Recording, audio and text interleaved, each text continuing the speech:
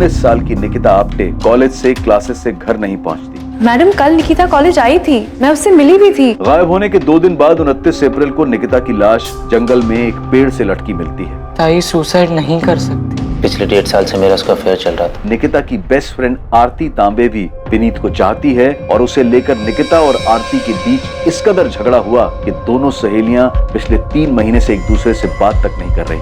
आरती विनीत के प्यार में पागल है। वो निकिता को उससे दूर करने के लिए अपने हिस्ट्री शीटर भाई कुणाल सावंत को इस्तेमाल करती है। ये किशोर कदम पिछले 1 महीने से महाबलेश्वर में देखा गया है और अकेला तो दिखा ही है, अमित भावे के साथ भी देखा गया है। साहूकार विक्रम जाधव। प्रताप राव ने साहूकार विक्रम जाधव से 15 लाख का कर्जा लिया और ये विक्रम जाधव बहुत कमीना आदमी है। निकिता का बलात्कार और उसकी मौत का सच क्या था? निकिता ने आत्महत्या की थी या उसकी हत्या हुई थी? अब आगे।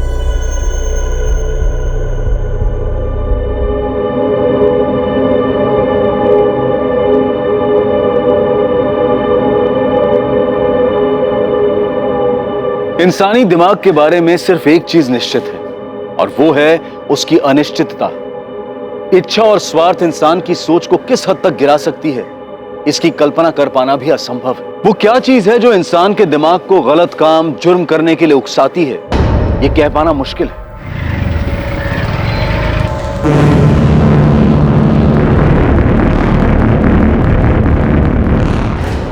हाँ, सब सही बोले आप।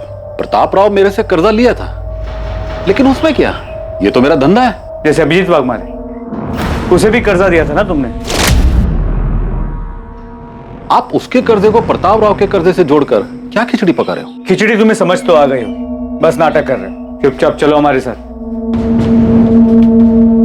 प्रदीप, ध्यान रख, मैं तो हो वो।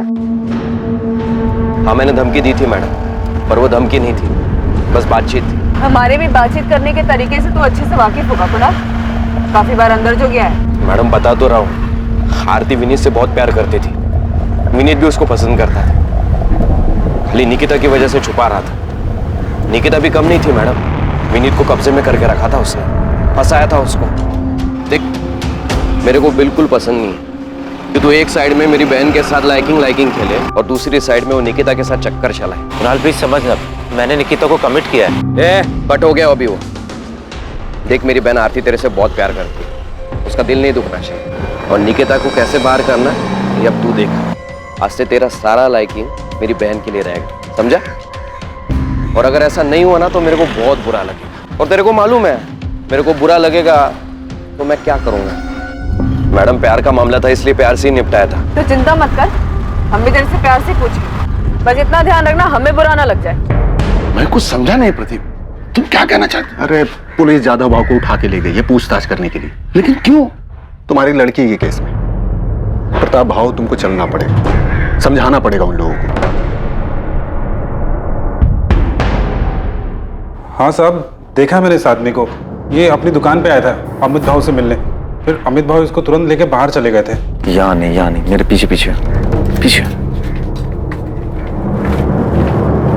27 अप्रैल को अमित को जो फोन आया था उसके बारे में जानते हो? जी साहब, मैं उस टाइम दुकान पे ही था अमित भाव के साथ। मेरी बहन ये कब पैदा हो गई? मेरी कोई बहन है ही नहीं। हेलो, अजीब आदमी है, कुछ भी बकवास किया जा रहा है। दिनेश, एक काम कर, थोड़ा काउंटर सवाल में आता हूँ। जी बाबा। फिर अमित भाव थोड़ी देर बाद वहां से बाहर चले गए थे, बस उसके आगे मैंने कुछ नहीं सुना साहब। क्या वो फोन इस हिस्ट्री शीटर किशोर कदम ने किया था? अमित की इसी से बात हुई थी? अमित भाई, आपका काम हो गया, अभी लड़की आपको कोई परेशान नहीं करेगी। दिनेश, तुम इकलौते आदमी हो जिसने अमित को किशोर कदम के साथ मिलते जुलते देखा था। अमित की प्लानिंग के बारे में और क्या जानते हो? साहब, मेरे को जो कुछ भी मालूम था मैंने आपको सब कुछ बता दिया। और साहब, आपको मेरे को सुरक्षा देनी होगी। साहब, अमित भाव बहुत खतरनाक आदमी है साहब, उसको ये सब मालूम पड़ेगा। घबराओ मत दिनेश, तुम्हें कुछ नहीं होगा।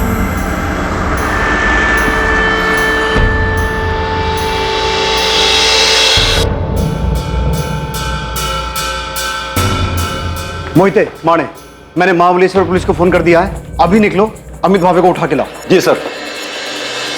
अमित भावे, निकिता आप्टे का कजिन, उसे पुलिस ने हिरासत में ले लिया था। उन्हें शक था कि इस भयानक वारदात में उसका हाथ है, क्योंकि हिस्ट्री शीटर किशोर कदम, जिस पर पुलिस को शक था, इस जुर्म को अंजाम देने के लिए इन्वेस्टिगेशन में अमित के साथ उसके संबंध सामने आए थे। दूसरी तरफ आरती तांबे का भाई कुणाल सामंत भी निकिता के केस में संदिग्ध था और साथ ही साथ पुलिस को साहूकार विक्रम जाधव पर भी गहरा शक था। आरती, ये तुम्हारे कजन कुणाल सामंत की फोन लोकेशन है, जिसमें साफ दिखाई दे रहा है कि 27 अप्रैल को ये उसी एरिया में था जहां से हमें निकिता की लाश मिली। हाँ, तो मुझे इसके बारे में कुछ नहीं पता। मैडम, मैं आपको पहले ही बता चुका हूँ। हो सकता है मैं वहां से निकला हूँ, लेकिन अब सातारा इतना बड़ा भी शहर नहीं है कि किसी एक जगह से निकलना बड़ी बात है। अब मैं वो दिन वो टाइम उधर से क्रॉस किया और उधर ही निकिता के साथ कुछ हुआ तो आप मेरे को फंसाओगे? मतलब क्यों आरती? इसने तुझे पहले सिखा दिया था ना कि पकड़े गए तो पुलिस के सामने यही बोलना है। मैडम, अगर इसने इतनी स्मार्ट प्लानिंग की है जो आप बता रहे हैं, तो आप ये भी बताइए कि सेम टाइम पे ये इतना बेवकूफ कैसे हो सकता है कि क्राइम की जगह पे ये अपना फोन लेके जाएगा। देखिए मैडम, आपको पता चला कि मैंने विनीत को धमकी दी थी, लेकिन ये बात तो मैं आपको पहले भी कह चुका हूँ कि हाँ मैंने किया, और उसके बाद भी मुझे कुछ ऐसा करना होता तो मैं ऐसा थोड़ी ना करता जिससे आपको कोई सबूत मिले और आप मुझे सीधा पकड़ ले। नहीं कुणाल, तू हर चीज में फेल हुआ है। तूने निकिता के मर्डर को सुसाइड दिखाने की कोशिश की है, जिसमें तू कामयाब नहीं हुआ है, तो उसमें भी फेल ही हुआ है। ये क्या बात कर रही है मैडम आप? निकिता मेरे को जानती थी तो वो मेरे साथ किधर भी आती क्या? और वो भी तब जबकि उसको ये पता था कि मैंने विनीत को धमकाया था। ये सच बोल रहा है। धमकी वाली बात को लेकर निकिता ने मुझसे झगड़ा भी किया था। आरती, जब तेरे डोरे डालने से कुछ नहीं हो पाया तो तूने अपने लुच्चे लफंगे भाई को भेज दिया विनीत को धमकाने के लिए। तू मुझसे सवाल कर रही है? खुद को देखा है तूने? जब तू विनीत को रोक नहीं पाई मेरे पास आने से, उसको ब्लैकमेल करने लगी कि वो मुझसे दूर रहे। देख आरती, मुझे उसे ब्लैकमेल करने की कोई जरूरत नहीं है, क्योंकि वो तुझे पसंद ही नहीं करता है। अच्छा, तुझे पता है मुझे प्राइवेट मैसेजेस करता है? आरती, विनीत मेरा बॉयफ्रेंड है, वो तेरे इस जाल में कभी नहीं फंसेगा। तो बेहतर यही होगा तो अपने ये डोरे किसी और पे डाल, शायद कोई फंस जाए। अगर वो तुझसे इतना ही प्यार करता है तो इतना डर क्यों रही है कि वो तुझे छोड़ के मेरे पास आएगा? विनीत मेरा है और सिर्फ मुझसे प्यार करता है। ये सारी बकवास ना तो अपने दिमाग से निकाल दे कि तेरे इस छिछोरे भाई को विनीत को धमकाने के लिए भेजेगी और वो तेरा हो जाएगा, क्योंकि ये सब करके भी तू देख चुके है बुरी तरीके से हार गई है। तो एक लूजर है और लूजर ही रहेगी, समझी? दूर रहे विनीत से। मैंने कुणाल से सिर्फ हेल्प मांगी थी और उस हेल्प का मतलब किसी को नुकसान पहुंचाना नहीं था। मेरा और निकिता का खुला झगड़ा था, सबके सामने था, हम छुप के नहीं लड़ रहे थे, और इसके लिए मैं निकिता के साथ ऐसा कुछ करूंगी? मैडम, मेरी हिस्ट्री है, मैं जुआ खेलता हूँ, पॉकेट मारता हूँ, लेकिन रेप जैसी गंदी हरकत मैंने कभी नहीं की और ना ही मैंने किसी का मर्डर किया। मैं जानता हूँ मैडम आप मेरे पे भरोसा नहीं करोगे, पर क्या निकिता मेरे पे भरोसा करती? वो मेरे साथ ऐसे ही आ जाती क्या? और मैं उसके साथ ऐसा सब कुछ करता तो वो चीखती चिल्लाती भी नहीं। कुणाल, निकिता का फोन कहाँ है? अरे मैडम,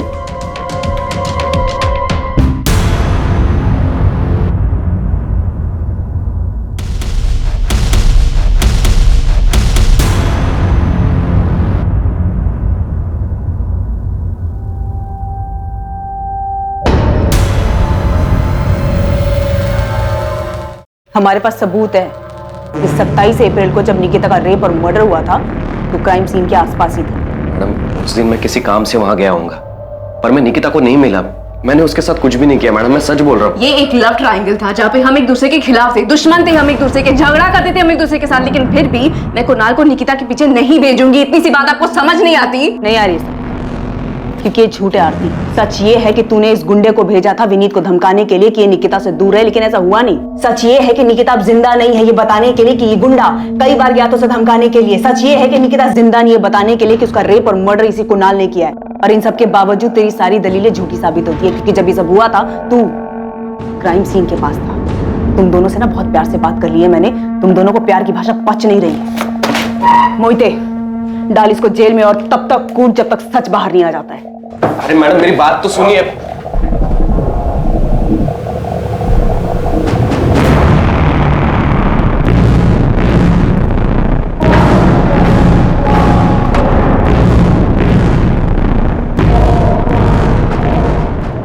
अगर हम विक्रम जाधव से पूछताछ कर रहे हैं तो इसमें आप इतना परेशान क्यों हो रहे हैं? आप मेरी परेशानी अच्छी तरह समझते हैं साहब। घुमा फिरा के आप यही कहना चाहते हैं ना साहब कि मैंने जाधव बाबू से कर्जा लिया था और अपनी बेटी को उसके पास भेजा था ताकि ये कर्जा माफ हो जाए। हमने तो ऐसा नहीं कहा। तो फिर और क्या पूछेंगे विक्रम बाबू से आप? मेरी चचेरी बहन के बेटे अमित के खिलाफ सबूत है ना आपके पास, उसने किया है सब कुछ, पूछिए उससे। हम ना तो अमित भावे को बख्शेंगे ना ही विक्रम जाधव को, फिर चाहे आप खुद निकिता के पिता आके हमें ये क्यों ना कहें कि हमें किससे पूछताछ करनी है और किससे नहीं। आप ये कहना चाहते हैं कि एक बाप ने खुद अपनी बेटी को उस आदमी के पास भेजा था जिससे उसने कर्जा लिया था? प्रताप राव जी, हम किसी ऐसे नतीजे पर नहीं पहुंचे हैं, लेकिन आप जिस तरीके से जोर देकर इस बात पे अड़े हुए हैं कि हमें विक्रम जाधव से पूछताछ नहीं करनी चाहिए, उससे कुछ चीजों पर शक हो रहा है। आपके लिए बेहतर होगा हमें हमारा काम करने दीजिए।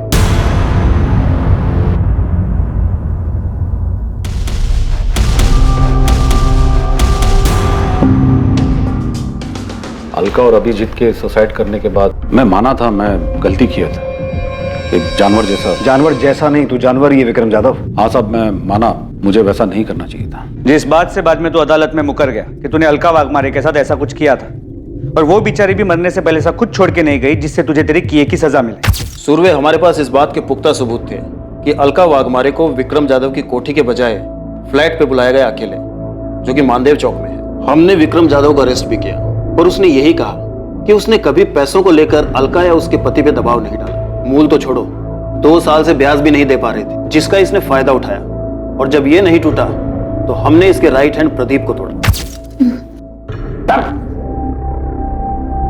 एक आदमी और एक औरत ने सुसाइड किया प्रदीप, और तू जानता है कि ये सब तेरे उस जादव भाव के इशारे पे हुआ है। देख, वो तो जेल में जाएगा ही, अगर तू नहीं बोला तो तू भी जेल जाएगा। सच बोल रहा हूँ, अलका बहन खुद उधर आई थी। साहब ने खाली अभिजीत भाव को बोला था, अभिजीत भाव ने खुद अलका बहनी को उधर भेजा था साहब। जादव भाव, इनके घर का कीमत अभी कुछ 14-15 लाख होगा, उतने में हो जाएगा। भाव, मैं हाथ जोड़ता भाव, ऐसा मत करो भाव, सर से छत मत छीनो भाव, मैं सारा पैसे दे दूंगा भाव। तू खाली बोलता है, लौटाता नहीं। शुरू में खाली 4 महीना तू ब्याज भरा है, उसके बाद हर बार तू आता है खाली जबान देकर चला जाता है। अभी क्या करेगा तेरा खाली जबान का मैं? जैसे जैसे होगा पैसे दे दूंगा भाव।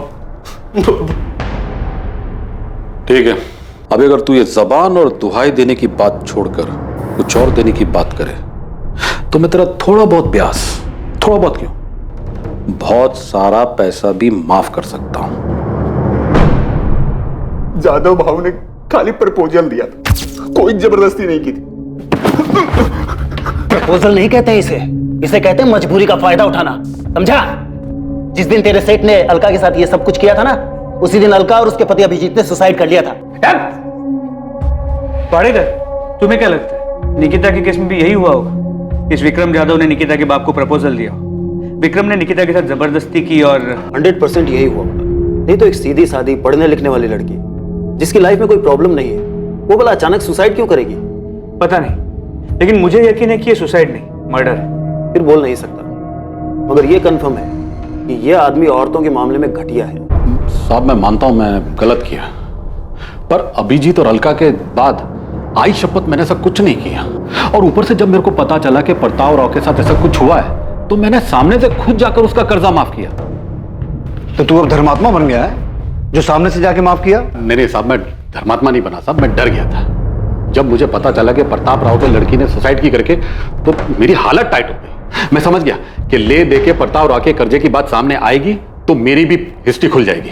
इसलिए साहब मैं सच बोल रहा हूं, मैंने सच्चे मन से उसका कर्जा माफ किया। साले, पहले उसकी बेटी के साथ ये सब करेगा, फिर कर्जा माफ करने का नाटक करेगा? नहीं साहब, मैंने कुछ नहीं किया साहब, आप बेकार में मेरे पीछे पड़ के असली मुजरिम को खुला छोड़ रहे हो। आई शपथ, मैं बोल रहा हूं साहब, मैंने कुछ नहीं किया साहब, मैंने कुछ नहीं किया। सचिन, इसके राइट हैंड प्रदीप को उठाओ। अलका वाघमारे केस में वो टूटा था, इस केस में भी वही टूटेगा। अभी इससे धुलाई करो उसकी। लेकिन सर, मुझे नहीं लगता कि इस केस में ये विक्रम इन्वॉल्व है।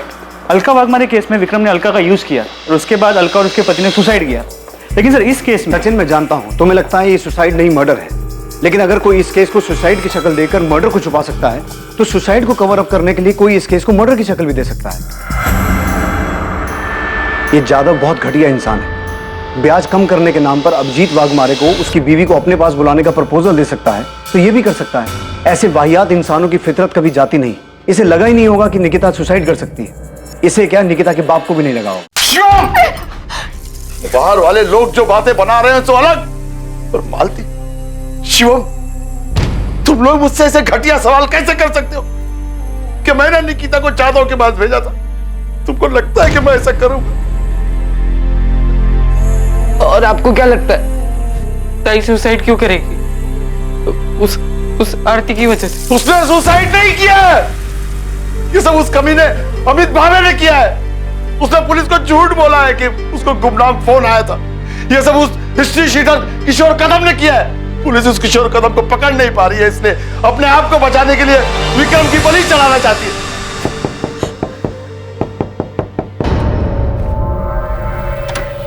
बताइए, अब आप क्या नया बताने आए? बताने नहीं, पूछने आया हूं। आपने हमें ये क्यों नहीं बताया कि विक्रम जाधव आपसे मिलने आया था और आप दोनों के बीच में डील हुई थी? मैं तुम लोगों का ख्याल रखेगा, तेरा भी शिवम का भी, समझ लेना। अब तेरे को कोई भी पैसा वापस देने का जरूरत नहीं है। मैं तेरा सारा कर्जा माफ कर रहा हूं। मैं तेरा दुख समझ सकता हूं। तो अगर वो खुद चल के मेरे पास आया और बोला कि तेरा कर्जा माफ, तो इसका मतलब आप ये निकालेंगे कि मैंने अपनी बेटी को उसके पास भेजा था? हम सिर्फ अपना काम कर रहे हैं। आपकी बेटी के मौत के बाद ये विक्रम जाधव जैसा घटिया आदमी अचानक इतना संत कैसे बन गया? मुझे नहीं पता, नहीं पता मुझे। मेरी हालत ठीक नहीं थी, इसलिए मैं पूछ भी नहीं पाया। इसका ब्याज टाइम पे दिया है मैंने, जाके पूछ लो उसको। विक्रम जाधव जो होगा सो होगा। आपकी हिम्मत कैसे है मेरे बारे में ऐसा सोचने की कि मैंने अपनी बेटी के साथ ऐसा कुछ किया है? ये सब उस अमित को बचाने के लिए तो नहीं कर रहे आप? कितना पैसा खिलाया उसने ये सब केस घुमाने के लिए, हाँ? और सुसाइड बोल के केस बंद करने के लिए कितना पैसा दिया है उसने? एक कॉल क्या आ गया मेरे फोन पे, आप लोग तो मेरे पीछे हाथ धोकर पड़ गए, जैसे मर्डर मैं नहीं किया। किशोर कदम कहाँ है? अरे कौन किशोर कदम? मैं किसी की दो डंडे की औकात नहीं तेरी, हमें पता है। वो गुमनाम आदमी का फोन नहीं था, निकिता के फोन से वो फोन तुझे किशोर कदम ने किया था। मैं तो पूछ रहा हूँ, साहब लोग पूछेंगे नहीं, सीधा तेरी आवभगत शुरू करेंगे, आरती उतारेंगे तेरी लॉकअप में। कुणाल, पुलिस ने मेरे पीछे अपने लोग लगा रखे हैं, मेरे हर मूवमेंट पे नजर रख रहे हैं, मेरे फोन रिकॉर्ड्स तक निकलवा रहे हैं। तेरे को क्या लगा आरती, तू विनीत के लिए बावलो जैसी हरकतें करेगी और उसके बाद तेरे से कोई कुछ सवाल नहीं पूछेगा? मैंने कभी नहीं सोचा था कि निकिता के साथ ये झगड़ा उसकी मौत पे खत्म होगा। तू मेरे पे इल्जाम डाल रही है क्या? देख, पुलिस को मेरे ऊपर पहले से शक है, तो क्यों ये सब बोलकर उनका शक गहरा कर रही है? और तो तू वहां पे करने क्या गया था जहाँ पे निकिता की बॉडी मिली थी? कहीं तूने तो नहीं? वाह वाह आरती, सही कर रही है। पर याद रख, अगर तू ये सब मेरे पर थोपेगी ना, तो तू भी मेरे साथ कटघरे में है। मैं समझ गया तू कितनी सेल्फिश है। तूने विनीत के लिए मेरा यूज किया, और अब जब निकिता मर गई तो खुद को बचाने के लिए मुझे बलि का बकरा बना रही है। एक बात याद रख, अगर तू मुझे फंसाएगी ना तो तू भी नहीं बचेगी।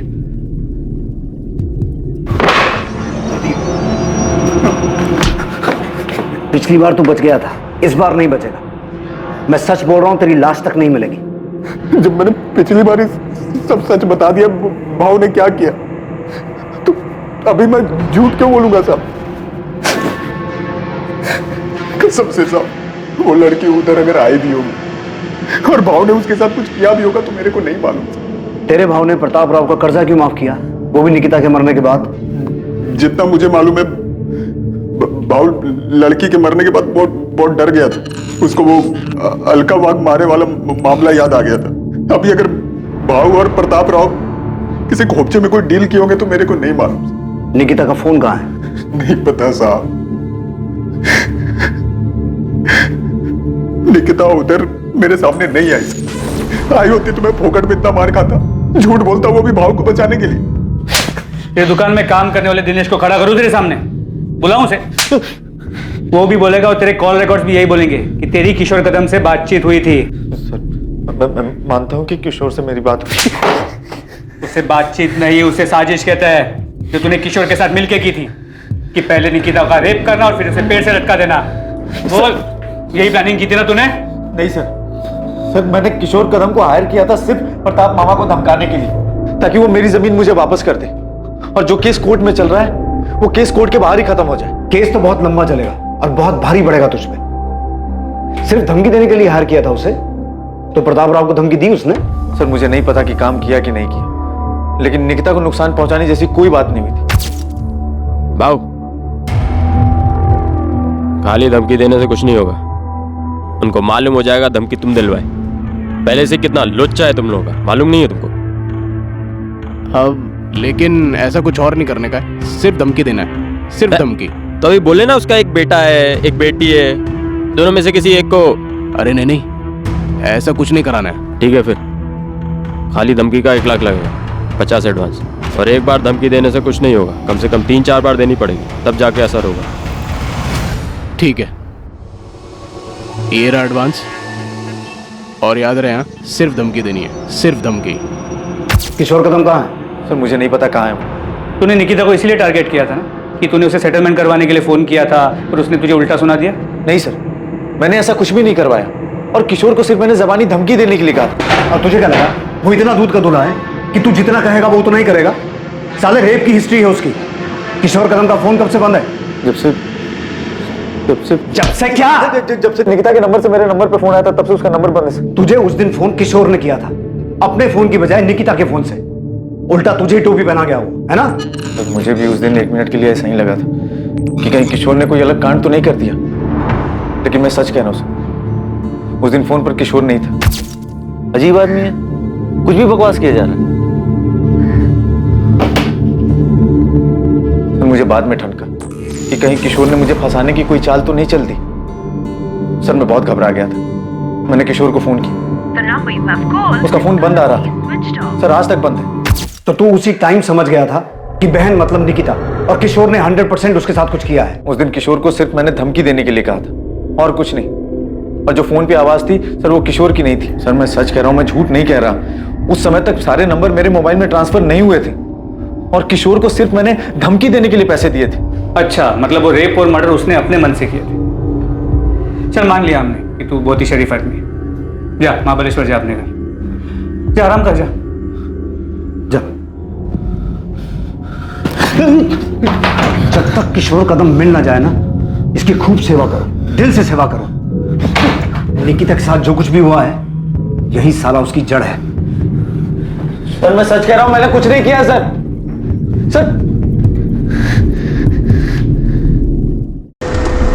क्या वाकई किशोर कदम ने अमित की बात अनसुनी करते हुए इस जुर्म को अंजाम दिया था? अमित भावे की बात का तथ्य तब तक साबित नहीं हो सकता था जब तक किशोर कदम पुलिस के हाथ नहीं लगता और उससे पूछताछ नहीं हो जाती। किशोर तक पहुंचने के लिए पुलिस ने महाराष्ट्र के हर शहर में उसकी तलाश शुरू कर दी थी। उसकी खबर देने वाले को इनाम देने की घोषणा तक की गई थी। किशोर को गिरफ्त में लेने के लिए शहर और शहर के बाहर के सभी पुलिस नेटवर्क उसकी तलाश में लगा दिए गए थे। मुझे किशोर कदम नाम के आदमी ने कभी कोई धमकी नहीं दी, पर इस बात में कोई शक नहीं है कि जो कुछ मेरी बेटी के साथ हुआ है उसमें अमित का हाथ। सीधे सीधे इस सवाल का जवाब दीजिए। जब हमने आपसे पहले पूछा था कि आपका किसी के साथ कोई झगड़ा है, कोई दुश्मनी है, तब आपने हमें क्यों नहीं बताया? क्योंकि मुझे पता नहीं था साहब। मैं सोच भी नहीं सकता था कि जो आदमी मेरा रिश्तेदार है वो जमीन की लालच में इस हद तक गिर सकता है। मुझे ये भी कहाँ पता था कि निकिता का कोई बॉयफ्रेंड था, और ना ये पता था कि रोज की तरह वो उस दिन भी कॉलेज तो जा रही थी पर कभी लौट कर नहीं आई थी, और मिलेगी भी तो इस हाल में। किशोर कदम अब पुलिस के लिए सबसे अहम संदिग्ध था, पर क्या वो सच में गुनहगार था? अमित ने जो उसे काम सौंपा था उसने उससे बढ़कर ये घिनौनी हरकत की थी। दूसरी तरफ विक्रम जाधव, जिसने निकिता के पिता को कर्जा दिया था, और कुणाल सामंत, जिसने अपनी बहन के लिए विनीत को धमकी दी थी, वो दोनों भी संदिग्ध बने हुए थे, लेकिन उनके खिलाफ कोई पुख्ता सबूत नहीं मिल पा रहे। इन सब के अलावा भी कोई था जो इन घटनाओं से परेशान था जो निकिता के साथ घटी थी। ऐसा भी कुछ था जो निकिता का बॉयफ्रेंड विनीत शुरू से जानता था, या शायद बहुत कुछ जानता था जो उसने पुलिस को नहीं बताया था। क्या विनीत कुछ छुपा रहा था? सर, किशोर कदम कोल्हापुर में पकड़ा गया है। ग्रेट। इस केस की सबसे अहम कड़ी अब हमारे हाथ लगी है। प्रतिमा, क्या लगता है तुम्हें, विक्रम जाधव और कुणाल सामंत को अब अंदर रखने से कोई फायदा है? उनसे और कुछ मिल सकता है? सब विक्रम जाधव के एंगल में अभी तक हमें कुछ भी नहीं मिला है। हमने काफी लोगों से पूछा, काफी छानबीन की, लेकिन किसी ने भी निकिता को उसकी कोठी या फिर उस फ्लैट के आसपास नहीं देखा जहाँ पे उसने अलका वाघमारे को बुलाया था। और कुणाल सामंत? सर, उससे भी हर तरीके से पूछताछ की, लेकिन वो टूटने को तैयार ही नहीं है। सर, मुझे अभी भी लगता है कि आरती का इससे लेना देना है। जो अमित के केस में है वो आरती के साथ भी हो सकता है कि बात सिर्फ निकिता को विनीत से अलग करने की थी, लेकिन कुणाल उससे आगे बढ़ गया। सर, अब तो आरती को भी लगता है कि कुणाल ने किया है। बोल रहा हूँ ना साहब, मैं 27 अप्रैल को था ही नहीं इधर ही सतारा में। किशोर तो एक केस में बेल पे है ना, पर घबरा मत, इस केस में तो जेल नहीं जाएगा। हाँ साहब, इधर एनकाउंटर करके केस बंद करने का प्लान है, तो इधर ही ठोक दो ना। काय को खाली पोकट सतारा में लेके जा रहे हो? मैंने तो सिर्फ अपना हिस्सा मांगा था। क्या गलत कर रहा था? क्या गलत था इसमें? ऐसे किसी गुंडे को पैसे देकर धमकी दिलवाना सही काम है? पैसे देकर धमकी इसलिए दिलवाई ताकि कोर्ट के बाहर से मामला सेटल हो जाए। अमित जो आदमी गुंडा है, पैसे लेकर धमकी दे रहा है, बहुत कुछ करेगा तो रोक लेगा उसे। फंसा दिया ना उसने तुझे। सोचा है कभी तेरी वजह से निकिता के साथ में क्या हुआ है? भाई, मैंने उससे नहीं कहा निकिता के साथ ये सब करने के लिए। मैंने तो सिर्फ उससे कहा। अमित, याद रखना, अगर ये पता चला ना कि निकिता के साथ में उसी ने ये सब कुछ किया तो तू भी उसी जुर्म में अंदर जाएगा। जरा से जमीन के लालच ने तुझे क्या से क्या बना दिया।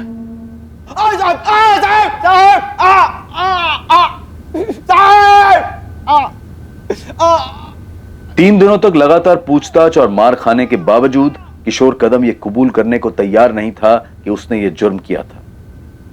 वो सिर्फ इस जुर्म से ही नहीं बल्कि इस बात से भी इनकार कर रहा था कि अमित भावे से पैसे लेने के बावजूद उसने कभी निकिता को निशाना बनाया या उसके परिवार के किसी इंसान को धमकी भी दी थी। सोच ले किशोर, यही सड़ता रहेगा, बाहर की हवा कभी नसीब नहीं होगी। ना तुझे ना अमित भावे को। थक जाओगे साहब, मैं फिर भी यही बोलूंगा। हम नहीं थकेंगे, हमारी चिंता मत कर। अब अगर अपनी सलामती चाहता है तो ये बता कि रस्सी कहां से खरीदी? हाथ से गला घोंट के मारा या रस्सी गले में डाल के? साहब जब इतना मान के बैठे हो तो मेरे मुंह से सुनने का क्या मतलब? साहब मैंने पैसा धमकी देने के लिए लिया था और वो भी नहीं दिया, खाली पैसा कब्जी किया। लड़की का छोड़ो साहब, उसकी फैमिली के किसी एक आदमी के पीछे नहीं गया मैं। आप लोग मेरे को एड़ा समझते हो क्या? मैं लड़की के फोन से अमित को फोन करूंगा? मेरे को समझ में नहीं आता क्या? क्या देख रहे हो साहब, मैंने उस लड़की के साथ कुछ भी नहीं किया है। किसने नहीं किया? विक्रम जाधव ने नहीं किया, कुणाल सामंत ने नहीं किया, तो फिर किया किसने? सर प्रतिमा विनीत से बात कर रही है, उसके और निकिता की आखिरी मीटिंग के बारे में। प्रतिमा को अब भी लगता है कि विनीत पूरा सच नहीं बता रहा, कुछ छुपा रहा है। मैडम मैं कुछ नहीं छुपा रहा हूँ, सच बोल रहा हूँ। आरती के भाई ने तुझे धमकी दी। आरती और निकिता के बीच में तेरी वजह से झगड़ा चल रहा था और निकिता ये भी जानती थी कि तू आरती को मैसेज करता था, फिर भी निकिता तेरे जैसे डबल ढोलकी पे विश्वास करती कि मैडम मैं कोई डबल ढोलकी नहीं हूँ। आरती के साथ मेरा कुछ नहीं था, मैं निकिता से प्यार करता था। हाँ कुछ टाइम के लिए मैं आरती की तरफ अट्रैक्ट हो गया था और निकिता कुछ ज्यादा इस बात से डर गई। और इसी बात का डर उसे उस दिन भी था ना? नहीं, वो नाराज थी कि मैंने आरती को मैसेज की और इसी बात से परेशान थी। वो ये समझ ही नहीं रही थी कि वो मुझे लेके बहुत ज्यादा पॉजेसिव हो रही थी। परेशान हो गया था उसकी इस आदत से। और इस परेशानी का हल तूने ये निकाला कि उसे नहीं बिल्कुल नहीं, आप मुझसे थोड़ा तंग जरूर आ गया। निकिता तुम सिर्फ अपने बारे में सोचती हो, तुम्हें जो ठीक लगता है वही होगा और मैं चाहूं या ना चाहूं मुझे भी वही करना पड़े। अब मुझे भी लग रहा है कि मुझे सोचने के लिए टाइम चाहिए। क्या सोचने के लिए टाइम चाहिए? कि क्या बहाना बना के मुझे छोड़ सको, कैसे उस आरती के पास जा सको? मुझे अपने बारे में सोचने के लिए टाइम चाहिए, क्या सही है क्या नहीं। हर बात तुम्हारे और आरती के बारे में नहीं होती। पक चुका हूं यार तुम दोनों से। क्या कहा तुमने? तुम पक चुके हो मुझसे? निकिता हमें एक दूसरे को थोड़ा टाइम देना चाहिए, ये हम दोनों के लिए अच्छा रहेगा।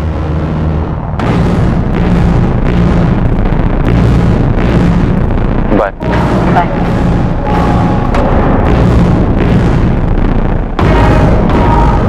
आरती को लेकर उस दिन फिर हमारे बीच में झगड़ा हुआ।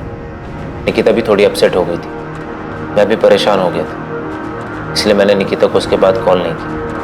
मैं कुछ टाइम के लिए अकेला रहना चाहता था। उसका फोन नहीं आया, मुझे लगा कि शायद वो मेरी बात समझ गई, इसलिए फोन नहीं कर रही। ये बात तूने हमें पहले क्यों नहीं बताई? क्योंकि ये मैडम हमारा पर्सनल था और निकिता के साथ जो हुआ है उसका इससे कोई लेना देना नहीं। तुझे कैसे पता लेना देना है कि नहीं? वो मवाली कुणाल या उसकी बावली बहन आरती, उन्होंने निकिता के साथ कुछ नहीं किया होगा? नहीं, मुझे नहीं लगता उन्होंने कुछ किया। मुझे लगता है निकिता के साथ कुछ और हुआ। कुछ और मतलब? ये तो मुझे नहीं पता, पर जो भी हुआ है उसका मुझसे कोई वास्ता नहीं।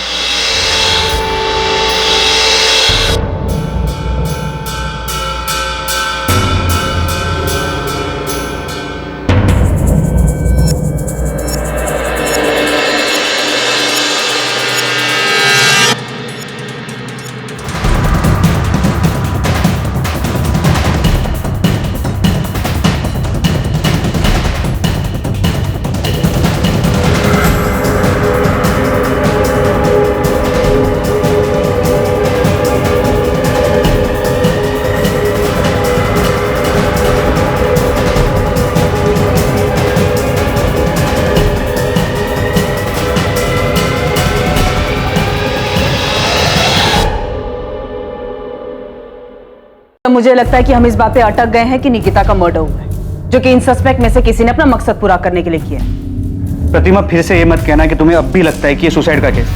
प्रतिमा अगर सुसाइड किया हो तो उसके पीछे कोई रीजन तो होना चाहिए। विक्रम जाधव की थ्योरी में कोई भी सुराग सामने नहीं आया कि उसने निकिता के साथ रेप किया, इसी वजह से उसने सुसाइड किया। तो फिर क्या हो सकता है? पता नहीं सर, पर मुझे अभी भी लगता है कि कुछ तो था जिसकी वजह से निकिता दुखी थी। ये हमने सीसीटीवी फुटेज में भी देखा है। प्रतिमा, हमें ये भी पता है कि उसके मरने से पहले उसके साथ रेप हुआ था। यस सर, याद है मुझे। सर ये सुसाइड नहीं मर्डर है। अगर हम ये मान भी लेते हैं कि विक्रम जाधव ने उसके साथ कुछ किया था, वो उसे बर्दाश्त नहीं कर पाई और उसने सुसाइड कर ली, तो तब भी उसके फोन के गायब होने के पीछे क्या कारण हो सकता है? क्या उसने सुसाइड करने से पहले अपना फोन खुद फेंक दिया जो आज तक नहीं मिला? सर इससे ये साफ हो जाता है कि ये सुसाइड नहीं मर्डर है, और ये मैं 100% श्योर होके कह सकता हूं।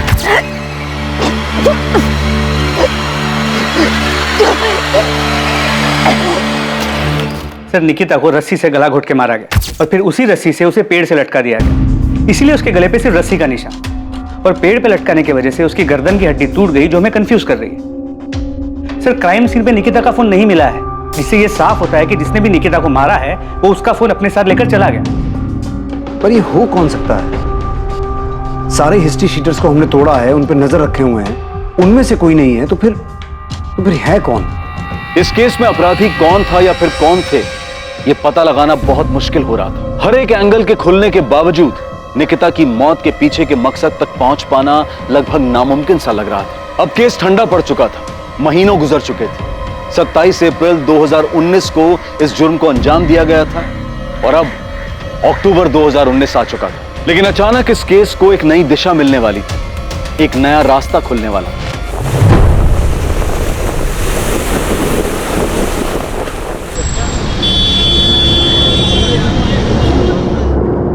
हाँ, IMEI नंबर यही है। ये निकिता आप्टे का ही फोन है। कहाँ ऑन हुआ ये फोन? मुंबई में ऑन हुआ? जी सर। और निकिता के फोन में जो नंबर यूज हो रहा है वो ये है 44761। इस नंबर की पूरी डिटेल्स मंगवा ली है। हमने अपने नंबर से कॉल नहीं किया, मोहिते को भेजा है PCO से कॉल करने के लिए, ताकि पता चल सके कि ये नंबर ऑन है या नहीं। सर ये नंबर ऑन है। मैंने PCO से फोन किया, ऐसे ही कोई नाम बदल कर बात की। किसी आदमी ने फोन उठाया था, बोला कि आपने जो नंबर लगाया रॉन्ग नंबर है। मैंने पूछा ये मुंबई का नंबर है? उसने कहा हाँ। सर मैंने उससे और कुछ नहीं पूछा, ये सोच करके कहीं वो अलर्ट ना हो जाए। गुड, एड्रेस निकालो और उठाओ इस आदमी को। जी सर। और उसे पता ना चले कि हम उसके पीछे हैं।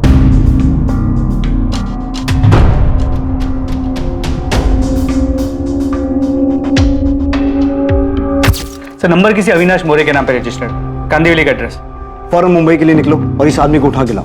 प्रतिमा, इसकी फोटो निकिता की फैमिली को दिखाओ और पता करो इसे पहचानते हैं क्या, और ये भी चेक करो इसकी कोई क्रिमिनल हिस्ट्री है क्या। ठीक है सर।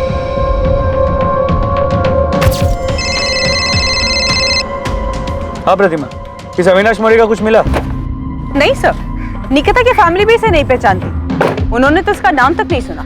ताज्जुब की बात, इस अविनाश मोरे ने अब तक फोन स्विच ऑफ नहीं किया, लगातार ऑन आ रहा है। सर मैंने साइबर टीम से दोबारा चेक किया, ये निकिता का ही फोन है।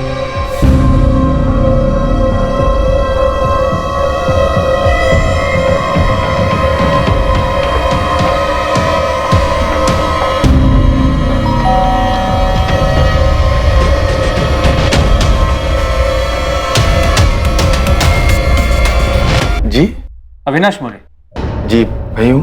तू जो फोन यूज करता है वो कहाँ है? आप लोग हैं कौन और ये पूछ क्यों रहे हैं? सतारा पुलिस। पर साहब आप मेरा फोन क्यों देखना चाहते हैं? क्योंकि वो फोन तेरा नहीं, किसी और का है।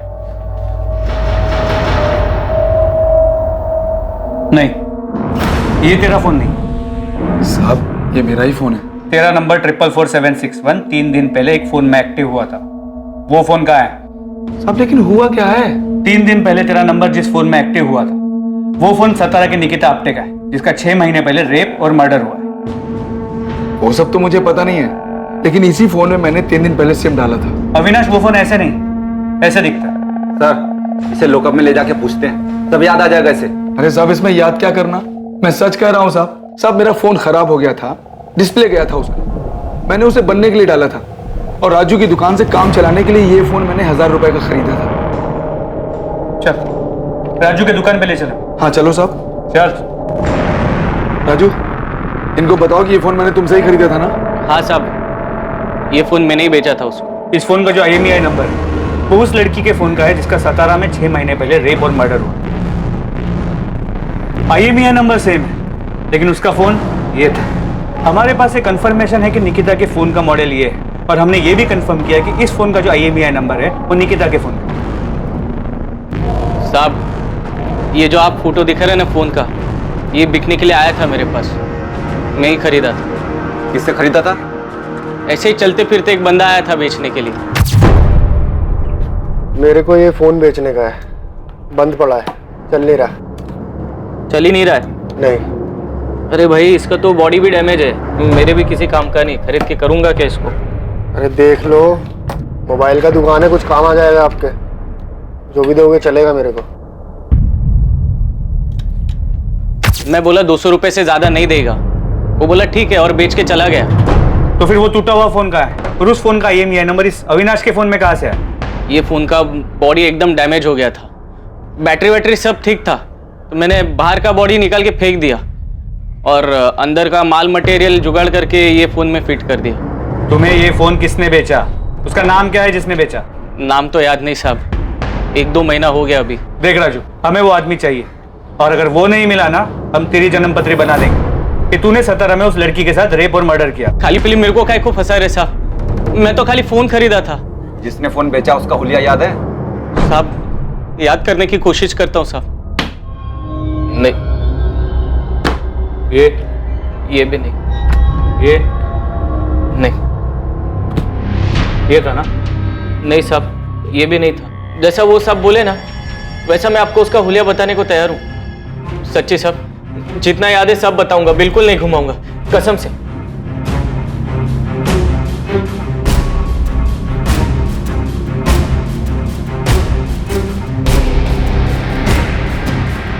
सर, राजू सच बोल रहा है।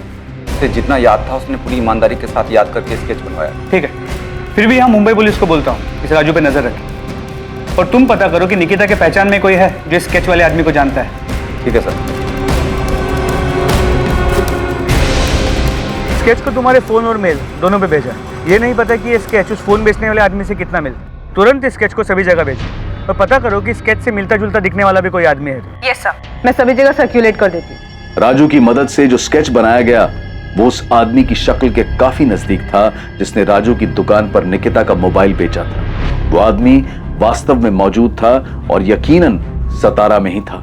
और निकिता से जुड़े लोगों में उसके बॉयफ्रेंड विनीत के अलावा ऐसा कोई नहीं था जिसने इस आदमी को देखा था या पहचान सकता था। कौन है मैडम ये नहीं जानता, लेकिन इसे पार्क में देखा है। जाओ में निकिता हमेशा मिलते थे, इसे बहुत बार पार्क में देखा। मुझे बड़ा अजीब लगता था, मैं और निकिता जब भी मिलते थे हमेशा वहां होता था। क्या ये हमेशा आसपास रहता था? हाँ, ये स्केच पक्का उसी आदमी की तरह दिखता है। अगर ये विनीत और निकिता के हर बार मिलने के वक्त वहां होता था तो इसका मतलब है ये सतारा का ही रहने वाला है और शायद कहीं आसपास का ही हो। लेकिन सर इसकी कोई क्रिमिनल हिस्ट्री नहीं है। पर फिर भी मैंने गोविंद और बाकी खबी को काम पे लगा दिया, ये पता करने के लिए कि ये कौन है और कहाँ रहता है। गुड, ढूंढो इसे ताकि इस केस को क्लोजर मिले और निकिता को न्याय। सर। प्रतिमा। Yes sir. तुमने बताया कि विनीत कह रहा था कि ये हमेशा पार्क में मौजूद रहता था, उन्हें घूरता था। यस सर, वो दोनों जब भी पार्क में मिलते थे ये वहां रहता था। 27 तारीख की निकिता की वो फुटेज निकालो। हमें इस एंगल के बारे में कुछ पता नहीं था, हमने कुछ मिस किया है। 27।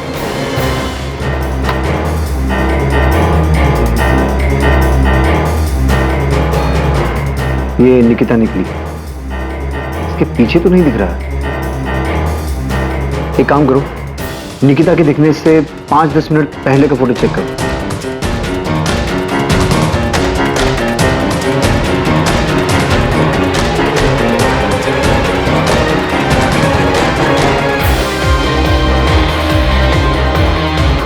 एक मिनट सर, स्टॉप कीजिए इसको। अब नॉर्मल कीजिए। यही है वो, तो यही है। हाँ, हाँ सर, ये वही आदमी है। क्या इसी ने निकिता के साथ निकिता का मोबाइल इसके पास था जो उसने मुंबई में जाके बेचा। ये है कौन? साहब इस तरफ प्रशांत केलकर नाम है इसका, इलेक्ट्रिशियन है, यहीं सातारा का ही है। पुलिस ने इस आदमी का स्केच बनवाया था, उसे 27 अप्रैल की सीसीटीवी फुटेज में पहचान लिया गया और पुलिस अपने मुखबिर की मदद से उस तक पहुंच गई। जी चल आजा। क्या हुआ साहब, क्या बात हो गई? साले 6 महीने से भटका रहा है, पूछ रहा है क्या हो गया? मुझे नहीं पता क्या हुआ। चल अब चल। प्रशांत केलकर नाम है उसका। इलेक्ट्रीशियन है। विनीत ने बताया कि निकिता विनीत जब भी पार्क में मिलते थे ये हमेशा वहां होता था। ये कौन है? ये किशोर कदम की तरह कोई दूसरा आदमी है जिसको अमित ने पैसे देकर निकिता को? नहीं, प्रशांत हिस्ट्री शीटर नहीं है। उसे पुलिस स्टेशन ला रहे हैं, फिर पूछताछ करेंगे उससे। मैडम, इस आदमी का मेरी बहन से क्या लेना देना? पता नहीं शिवम, अभी कुछ नहीं बता सकता। ऐसे ही बोलेगा या इलेक्ट्रिक शॉक खाएगा? बिना झटका खाए बोल दे, बेहतर है। निकिता का फोन तेरे पास था, उस मोबाइल शॉप वाले राजू ने तुझे पहचान लिया। नहीं बोलेगा सचिन। प्रशांत क्यों कर? निकिता के साथ वो सब तूने किया ना? मैं सही बोल रहा हूं?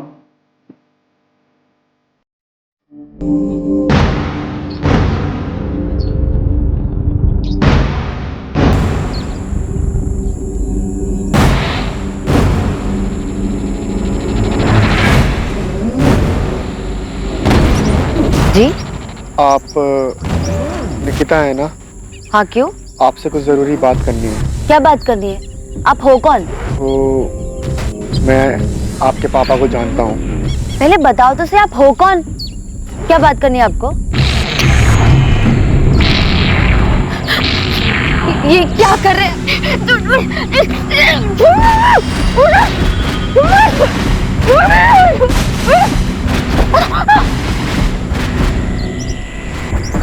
क्या आप मेरे साथ चल, मैं यहीं काट दूंगा। प्लीज मुझे जाने दो। मेरे बैग में कुछ पैसे, मेरी घड़ी, मेरा फोन सब ले लो। प्लीज मुझे ऐसे जाने दो।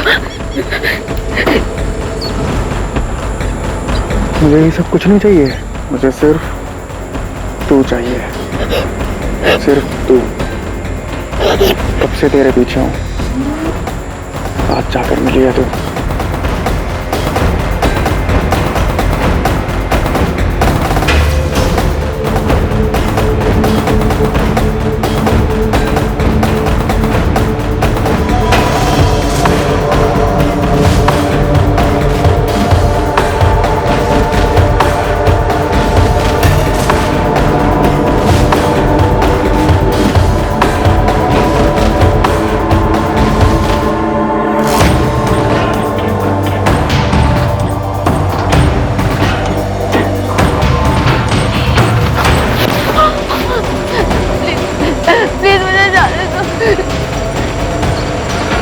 हटा ये सब।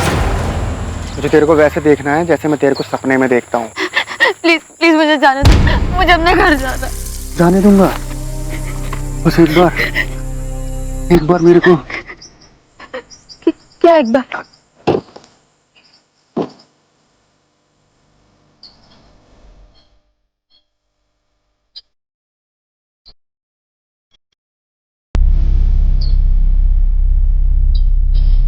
ये ले, पहन ले।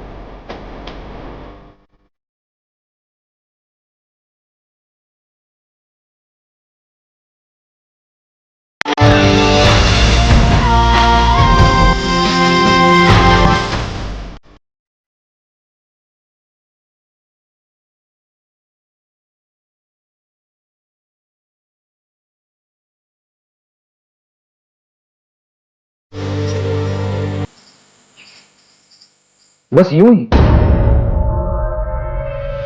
तूने उसे देखा, वो तुझे पसंद आ गई, इतना कि वो तेरी सनक बन गई। निकिता का फोन तेरे पास 6 महीने से था, तूने उसे ऑन क्यों नहीं किया? पर 6 महीने बाद मुंबई जाके क्यों बेचा? मैं अखबार में पढ़ रहा था। जोर से बोल, जोर से बोल, सुनाई देना चाहिए। मैं मामला ठंडा होने का इंतजार कर रहा था। 27 अप्रैल का दिन तूने इसलिए चुना क्योंकि निकिता उस रास्ते से जाने वाली थी। हाँ, मैंने पहले भी कई बार कोशिश की थी, पर सड़क पर कोई ना कोई आ जाता था। तो तूने देखा कि 27 तारीख को उस रास्ते पे आसपास कोई नहीं था, सुनसान था, तो तूने ऐसा किया? हाँ। तूने निकिता के भाई अमित को फोन क्यों किया? तू जानता है उसे? नहीं। तो उसे फोन क्यों किया? मुझे बुरा लगा कि उसके परिवार वाले परेशान हो रहे होंगे कि कहाँ गई, तो इसलिए मैंने उसका फोन उठाया और देखा किसको फोन कर सकता हूँ, तो मैंने उसका नंबर डायल कर दिया। फोन में नाम अमित दादा करके लिखा हुआ था, मुझे लगा दादा लिखा है तो भाई ही होगा, मिला दिया। हेलो, तुम्हारी बहन की डेड बॉडी पड़ी है, आके ले जाओ। कौन बोल रहा है? दिमाग तो सही है तेरा? एक बार में सुनाई नहीं देता है क्या? तुम्हारी बहन की बॉडी पड़ी है, आके ले जाओ। प्रशांत केलकर से बार बार पूछताछ की गई, ये जानने के लिए कि क्या वाकई ये जुर्म उसने अपनी विकृत मानसिकता और यौन आकर्षण के कारण किया था या इसमें कोई और भी शामिल था। पर आखिर तक यही सामने आया कि वो वाकई एक विकृत मानसिकता का आदमी था जो निकिता पर मोहित था, जिसने सिर्फ अपनी हवस पूरी करने के लिए निकिता के साथ बलात्कार किया और फिर उसे मार दिया। अपराधी, अपराध का मकसद और जिस तरह से इस जुर्म को अंजाम दिया गया था, उसने पुलिस तक को हैरान कर दिया था। इस केस में निकिता के परिवार में जो भी मनमुटाव था वो सामने आ गया था। इस केस के जरिए संपत्ति को लेकर चल रहे विवाद के कारण कोई अपना ही निकिता के पिता को धमकी देने, डराने जैसे गलत इरादे रखता था, वो भी सामने आ गया। साथ ही एक लड़के को लेकर लव ट्रायंगल, प्यार के नाम पर दीवानगी भी सामने आई, जिसमें दो बेस्ट फ्रेंड्स के बीच एक लड़के की वजह से दोस्ती में कड़वाहट आ गई थी। पर निकिता के बलात्कार और हत्या का जो अपराधी था, वो निकिता और उसके जानने वालों के लिए चेहरे से, नाम से पूरी तरह से गुमनाम था। प्रशांत केलकर का इससे पहले कोई क्रिमिनल रिकॉर्ड नहीं था और साथ ही मनोवैज्ञानिक जांच में भी ऐसा कुछ सामने नहीं आया कि उसे कोई मानसिक बीमारी थी। वो पूरी तरह से सामान्य था। यह बेहद दुखद है कि 19 साल की निकिता को किसी की सनक और दिमागी गंदगी की वजह से अपनी जान गंवानी पड़ी। इस केस में जो सबसे बड़ा सवाल पैदा होता है वो ये कि ऐसी विकृत मानसिकता जो सड़क पर चलते इंसानों को, अपने आसपास के लोगों को शोषण का सामान मानती है, उस विकृत मानसिकता को पहचाना कैसे जाए। दरअसल ये मुश्किल है, आसान नहीं है, लेकिन जब भी किसी पर कोई शक हो या पता चले कि आपके आसपास ऐसा कोई व्यक्ति है तो तुरंत उसकी शिकायत करें। ऐसे लोगों से डरने की बजाय हिम्मत दिखाकर पुलिस में उनकी शिकायत करें और उन्हें उनकी सही जगह पर पहुंचाएं। खुद को और अपने आसपास के माहौल को सुरक्षित बनाएं। अब मैं अनूप सोनी आपसे विदा लेता हूं, फिर मुलाकात होगी एक और नए केस के साथ। देखते रहें क्राइम पेट्रोल सतर्क, सोमवार से शुक्रवार रात 10:30 बजे। और याद रखें, क्राइम और आपके बीच में सिर्फ इतना फर्क है कि आप कितने सतर्क हैं। सतर्क रहें, सुरक्षित रहें। जय हिंद।